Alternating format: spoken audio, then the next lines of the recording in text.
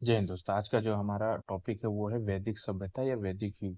देखिए, ये वैदिक सभ्यता अगर हम इसके समय की बात करें तो इसका जो समय है ये लगभग 1500 बीसी से लेकर 600 बीसी तक माना जाता है। अब जो वैदिक सभ्यता है इसके दो भाग हैं। एक कहलाता है आपका ऋग वैदिक सभ्यता और दूसरा कहलाता है आपका उत्तर वैदिक सभ्यता।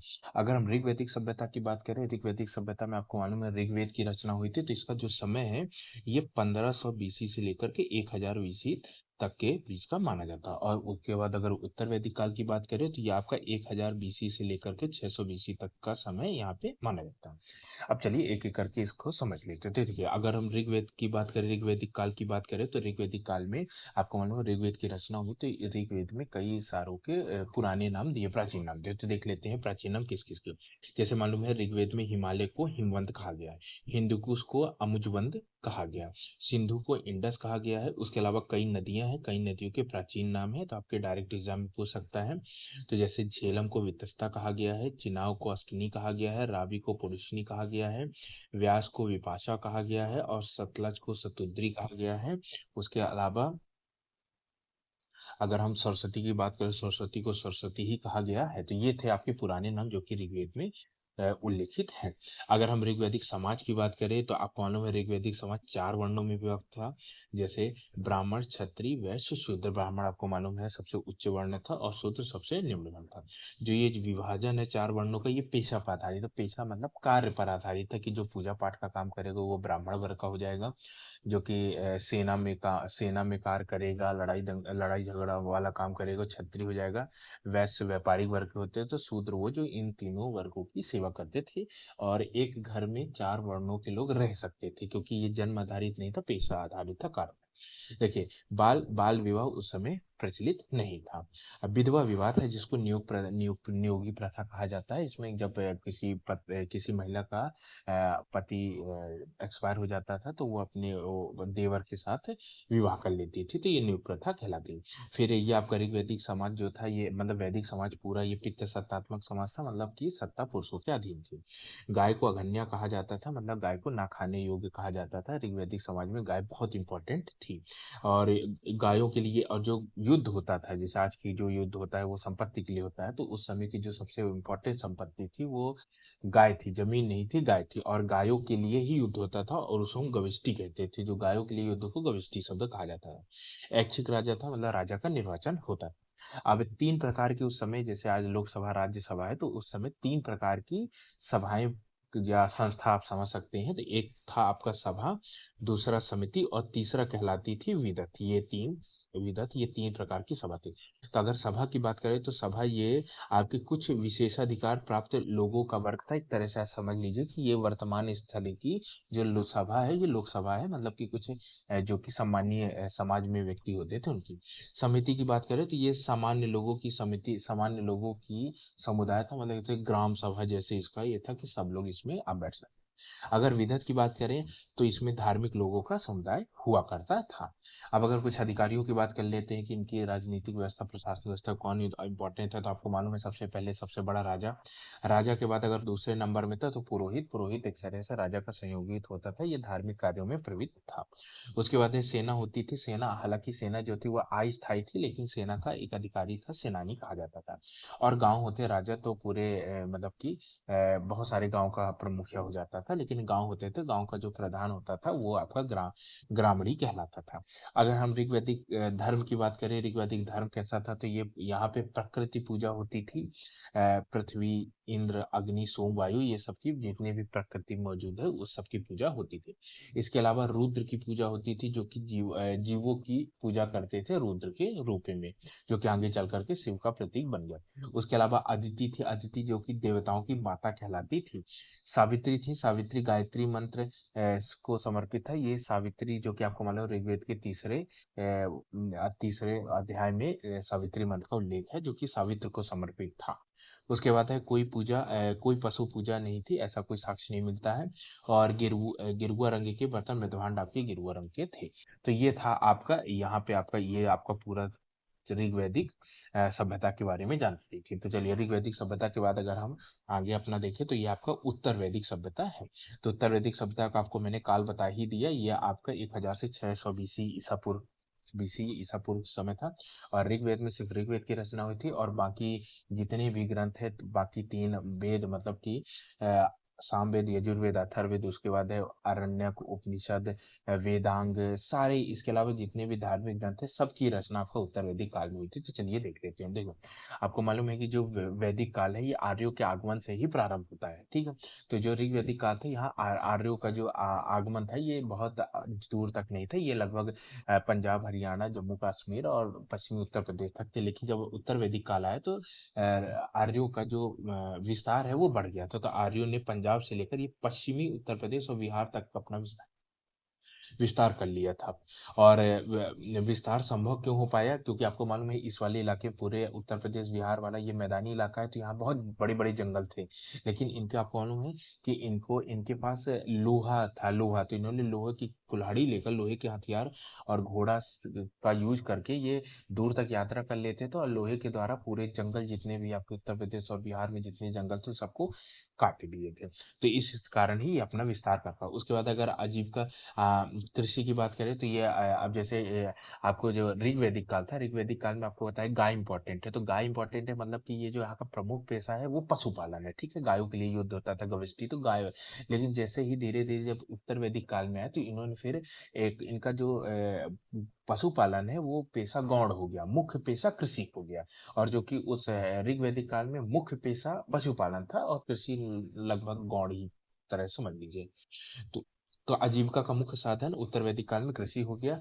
अ- और अगर चावल की खेती होती थी, जिसको व्रीहि कहते थे, और लकड़ी का हल यूज किया जाता था। केंद्रीकरण की शुरुआत हो गई थी। केंद्रीकरण का शुरुआत का मतलब कि ऋग्वैदिक काल में जो राजा था वो आपका निर्वाचित होता था, लेकिन केंद्रीकरण अब यहाँ पे राजा आनुवंशिक व्यवस्था आप समझ सकते हैं।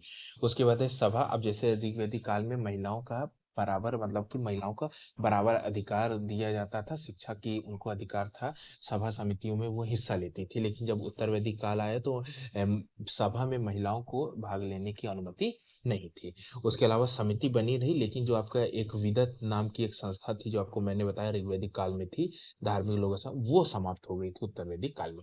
बलि, जो ऋग्वैदिक काल में जो टैक्स था वो स्वैच्छिक था, लेकिन उत्तर वैदिक काल में टैक्स को बलि के रूप में किया जाता था, राजा को भेंट दिया जाता था। आगे चल करके फिर ये कंपलसरी भी हो गया।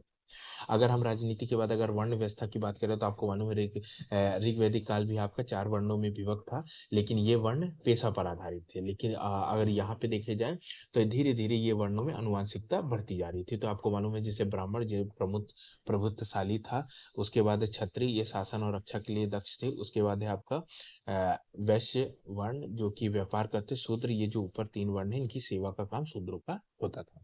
उसके बाद अगर समाज में और वर्ण व्यवस्था के अलावा महिलाओं की दिक्कत, तो महिलाओं की थोड़ा स्थिति निम्न हो गई थी, यहाँ तक कि इनको पूजा पाठ यज्ञ वगैरह में भी भाग लेने की अनुमति नहीं थी। उसके बाद है गोत्र या वंश व्यवस्था का उदय हो गया था। आश्रम, अब आश्रम व्यवस्था भी आ गई थी।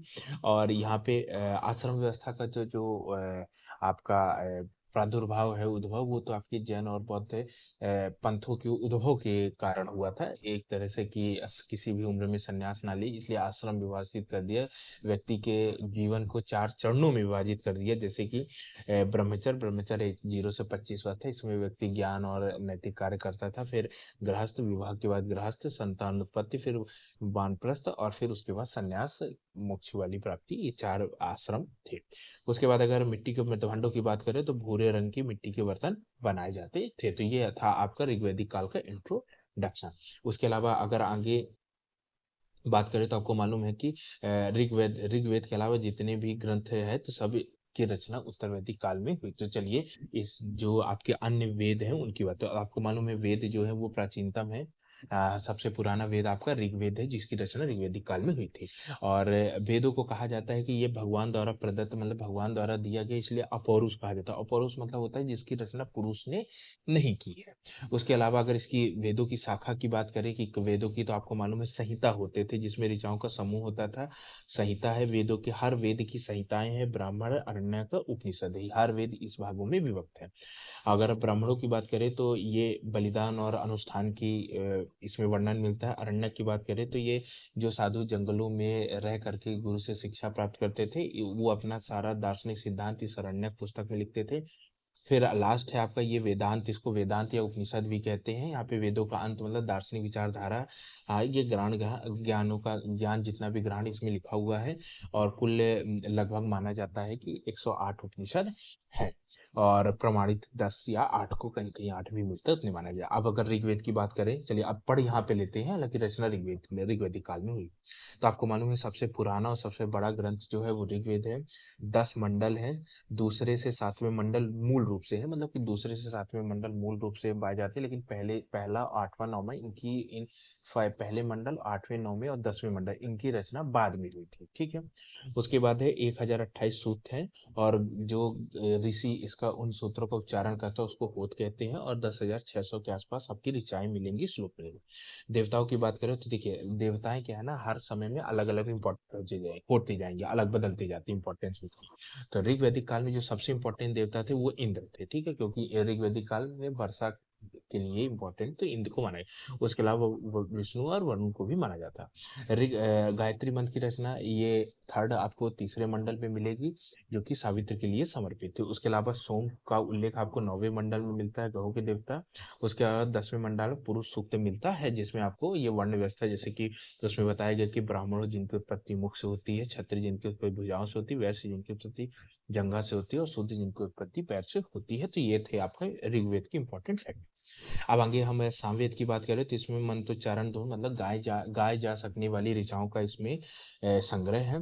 इनकी उपनिषद की बात करें तो इसमें आपका हो जाता है पंचविश और छांदोग्य, ये दो उपनिषद है जो कि इंपॉर्टेंट है, छांदोग्य उपनिषद। उसके बाद सामवेद के बाद यजुर्वेद की बात करें तो यजुर्वेद आपको मालूम है कि ये दो खंडों में, एक कहलाता है शुक्ल यजुर और एक कहलाता है कृष्ण यजुर। अगर उपनिषद की बात करें तो इसके बृहदारण्यक उपनिषद, अब नाम से ही बृहदारण्यक है तो सबसे बड़ा उपनिषद हो जाएगा। और इसमें यम और नचिकेता का जो कथा मिलती है, जिसको कंठोपनिषद में उल्लेखित है। तो यहाँ पे कंठोपनिषद इसमें यज्ञ यज्ञ वगैरह की के लिए उल्लेखित उच्चारण करने वाली ऋचाओं का संग्रह है ये जरूर।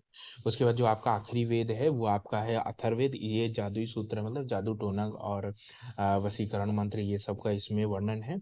20 खंडों में है। अगर इसके उपनिषद की बात करें तो मांडूक उपनिषद है, जिसमें सत्यमेव जयते है। मांडूक उपनिषद सत्यमेव जयते का उल्लेख लिया गया है।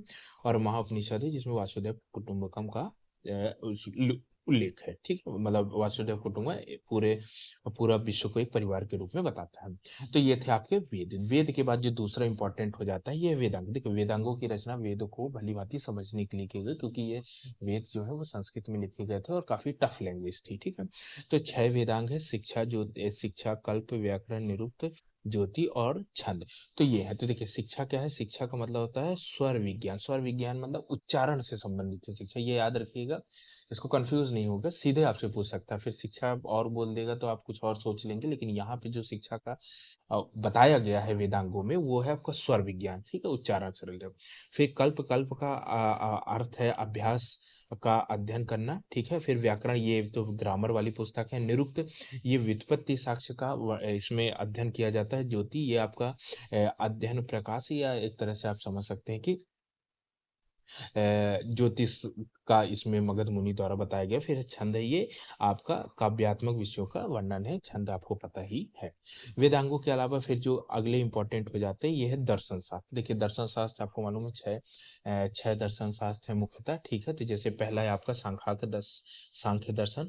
सांख्य दर्शन जो कि आपका कपिल मुनि ने इसकी रचना की थी, और ये आपकी कल्पना पर आधारित है। फिर आपको न्याय, न्याय आपको मालूम है गौतम मतलब कि महर्षि गौतम द्वारा है। ये आपका न्याय एक तरह से वैज्ञानिक दृष्टिकोण पर आधारित है। फिर वैशेषिक, वैशेषिक दर्शन ये कणाद द्वारा, टाइपिंग मिस्टेक है दोस्तों, कणाद द्वारा इसका मतलब कि रचना की गई है। और इसमें परमाणु मतलब कि परमाणु एटम मतलब पदार्थ के बारे में इसका जिक्र किया है। फिर योग, योग का रचना पतंजलि द्वारा की गई है। उसके बाद उत्तर मीमांसा बादरायण ने रचना की है, और पूर्व मीमांसा जैमिनी ने रचना की है। तो दोस्तों ये जो आपका आपका ये जो माइंड मैप वाला सीरीज है, इसका उद्देश्य है सिर्फ आपको रिकॉल कराना। ये मैं इसमें आपको ज़्यादा नहीं समझा रहा। आपको अगर ज़्यादा डिटेल पढ़ना है तो आप डिटेल जा करके इसका, मैंने इसमें 3 वीडियो डाल रखा है तो आप वहाँ पे डिटेल पढ़ सकते हैं। इसका उद्देश्य सिर्फ आपको रिकॉल कराना है, इसलिए मैं ज़्यादा इसमें डिटेल नहीं जा रहा। उम्मीद करता हूँ दोस्तों आपको ये पसंद आया होगा। अगर आपको पसंद आए तो चैनल को लाइक कीजिए, और चैनल को सब्सक्राइब कीजिए, वीडियो को लाइक कीजिए। जय हिंद दोस्तों।